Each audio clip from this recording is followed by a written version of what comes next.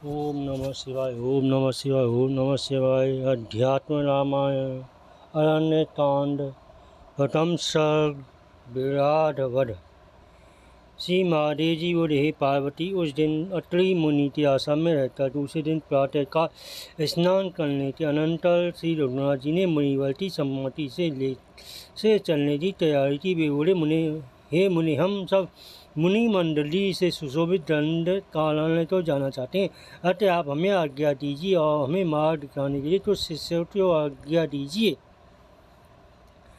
राम जी का यह चरण सुनकर महायशस्वी अत्रि मुनि श्री रघुनाथ जी हंसता बोले, हे राम, देवताओं के आश्रय स्वरूप सबके मार्गदर्शक तो आप हैं, फिर आपका मार्गदर्शक कौन बनेगा। तथा इस समय आप लोग व्यवहार का अनुसरण कर रहे हैं, अतः मेरे शिष्य आपको मार्ग दिखाने के लिए जाएंगे। तदनंतर शिष्यों के आद्य देव मुनिवर अत्रि स्वयं उस ढोल रामचंद्र जी के साथ गए और फिर उनके प्रीति पूर्वक मना करने पर अपने आश्रम को लौटा। एक कोस जाने पर श्री रामचंद्र जी ने बहुत बड़ी नदी देखी।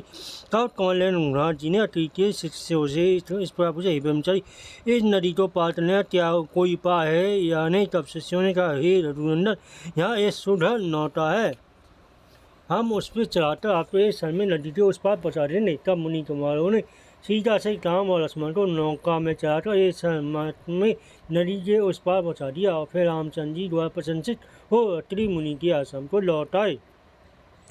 तब वे झिल्लियों की झंकार से गुंजायमान विविध वन्य पशुओं से पूर्ण तरह सिंह, विराट आदि हिंसक पशुओं से भयानक घोर वन में पहुँचे। भयंकर रूपधारी शस्त्रों से सेवित उस रोमांचकारी घोर वन में घुसकर श्री रामचंद्र जी ने लक्ष्मण से कहा, यहाँ से हम दोनों को बहुत सावधान होकर चलना चाहिए। मैं धनुष पर प्रत्यक्ष चाहता, हाथ में बाण लेकर आगे आगे चलता हूँ, तुम धनुष धारकर पीछे चलो। तथा जीव और परमात्मा के बीच में रहने वाली माया के समान सीता हमारे बीच में चले। अली नंदम और सब वो सावधानी से निकाला तो हमने जैसा सुना था उसी के अनुसार इस दंड कार्यालय में राष्ट्रों का अत्यंत भय दिखाई देता है। इस प्रकार आपस में बातचीत करते हुए 1.5 योजन 6 कोस निकल आए। माँ कुमुद कमल आदि से सुशोभित पुष्करणी तलाई थी। वह कमल वन और शीतल जल से अति सुंदर दिखाई पड़ती थी। उन्होंने उसके निकट जाकर उसका शीतल जल पान किया और कुछ देर के लिए जल के किनारे बस्ती छाया में बैठ गए। उसी समय उन्होंने एक महाबलवान भयानक लाशा आता देखा। उसके मुख तीक्ष्ण दारों से पूर्णतः भय अपनी गर्जना से अत्यंत भय उत्पन्न कर रहा। उसके बाएं कंधे पर एक त्रिशूल था जिससे बहुत से मनुष्य विधे हुए थे। वह बहुत से जंगली हाथी, सिंह और भैंसों को खाता हुआ आ रहा था। उसे देखकर श्री रामचंद्र जी ने प्रत्यक्ष चढ़ाते हुए अपने धनुष उठाकर श्री लक्ष्मण जी का, भाई देखो, हमारे सामने है वीरू पुरुषों डराने वाला उग्र रूप महाकाय राक्षस आ रहा है। तुम धनुष पर बाण चलाता सावधान हो जाओ, जानती तुम डरना मत। ऐसा कहकर श्री रामचंद्र जी ने धनुष बाण चला पर्वत समान विचर होकर खड़े हुए। तदनंतर शासक ने राम, लक्ष्मण और जानकी को देखकर बड़ा हताश किया। तो भयभीत करते हुए इस प्रकार था, अरे बालकों, वहाँ तुड़ी जटावट्टर आदि मुनि वेश किए हुए तुम कौन हो? तुम्हारे साथ एक स्त्री है और तुम बड़े मंदोन्मत्त दिखाई देते हो। तुम बड़े सुंदर हो और मेरे मुख में जाने के ग्रास से समान हो।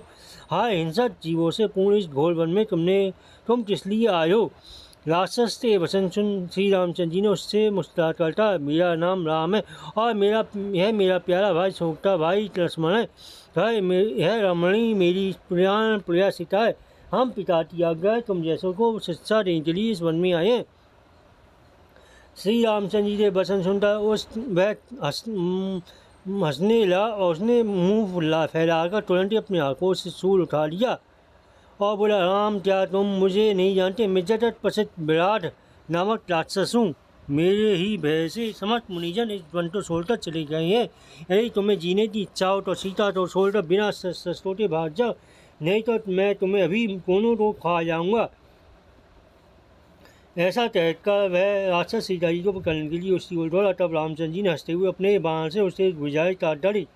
इस वैतन तो से संतप्त हो अपना विकराल मुख फाड़कर रामचंद्र जी की ओर दौड़ा। तब रघुनाथ जी अपनी वो अपनी ओर आते हुए विराट के दोनों पैर काट रहे। बड़ा ही अच्छे ऐसा हो गया। तदंतर शल्य के समान अपने मोटर से ही रामचंद्र जी को निगल जाने के लिए वह उनकी ओर बढ़ा। तब भगवान राम ने अरे चंद्राकार बाण से उषा धन मान से काट डाला। तब वह भीड़ से लटपट हो तथा प्रतिबल देख पर इस प्रकार उसे मरा। जे श्री सीता जी ने लहू से राम का आलिंगन कर उनकी बड़ी बड़ी प्रशंसा की। उस समय आकाश में देवगण गंभीर दुंदुभि बजाने लगे। अप्सराएं प्रसन्नता पूर्वक नाचने लगी। किन्नर गाने लगे। इसी समय विराट के मध्य सही से अटासा स्थित सूर्यदेव समान सुंदर वस्तुओं से सुशोभित और तपाये सुवर्ण अलंकारों से सुसज्जित अति सुंदर एक पुरुष प्रकट हुआ। उस समय पुरुष ने शरणागत जनों का दुख दूर करने में संसार सागर से पार करने वाले दया में श्री रामचंद्र जी को प्रसन्न से प्रणाम कर उस प्रसन्नचित्त और शरणागतों के सकल दुख दूर करने वाले प्रभु को फिर भी दंड के समान पृथ्वी में लौट कर बारम्बार प्रणाम किया। विराट बोला, हे कमल दयन लोचन श्री राम में विमल तेजो में विद्याधर हूँ। मुझे पूर्वकाल में बिना कारण को करने वाले दुर्वासा जी ने श्राप दिया कि जो आज आपने मुझे श्राप मुक्त कर दिया। अब आप ऐसी कृपा करें जिससे वैसे मुझे संसार वर्जन को दूर करने वाली आपके चरण बिंदों की स्मृति सदा बनी रहे। मेरी वाणी सर्वदा आपका नाम संकीर्तन करती है। कान आपके तथा अमृत का पान करते हैं। हाथ आपके चरण कमलों का पूजन करते हैं। इसी प्रकार से आपके चरण धूलों में प्रणाम करते रहे। हे विशुद्ध ज्ञान स्वरूप भगवान, आपको नमस्कार। आप अपने स्वरूप से रमण करने वाले होने से राम है। अपनी माया के सहित विराजमान होने से युगल मूर्ति श्री सीता राम है और संसार के रचने वाले आपको नमस्कार है। ये राम, मैं आपकी शरण हूँ, आप मेरी रक्षा कीजिए। हे रघु श्रेष्ठ, आपकी आज्ञा से मैं देवलोक को जा रहा हूँ। आप ऐसी कृपा कीजिए जिससे आपकी माया मुझे आच्छादित न करे। विराट के यह इस प्रकार प्रार्थना करने में महामती रघुनाथ जी ने उसे प्रसन्न होकर वर दिया। हे विद्याधर, तू अब जा। तूने माया के संपूर्ण युगों दोषों जीत लिया है। तू ज्ञानियों में श्रेष्ठ है और मेरे दर्शन के प्रभाव से तुरंत मुक्त हो गया है। संसार में मेरी भक्ति अत्यंत दुर्लभ है। यदि वह उत्पन्न होती है तो अवश्य मुक्ति देने वाली होती है। तू मेरी भक्ति से संपन्न है, इसलिए मेरी आज्ञा है तू परम धाम तो जा। इस प्रकार श्री रामचंद्र जी ने भयंकर राक्षसता वध किया। उसको साप से मुक्त किया, उसको बलिदान दिया और पुण्य विद्याधर तत्व प्राप्त कराया। जो पुरुष इन लीलाओं के कीर्तन द्वारा श्री रामचंद्र जी की स्तुति करता है वह अवश्य संपूर्ण अभिलक्षित पदार्थों को पाता है। इसी श्रीमद् अध्यात्म उमा महेश्वर तांडव प्रथम सत। ओम नमः शिवाय। ओम नमः शिवाय। ओम नमः शिवाय।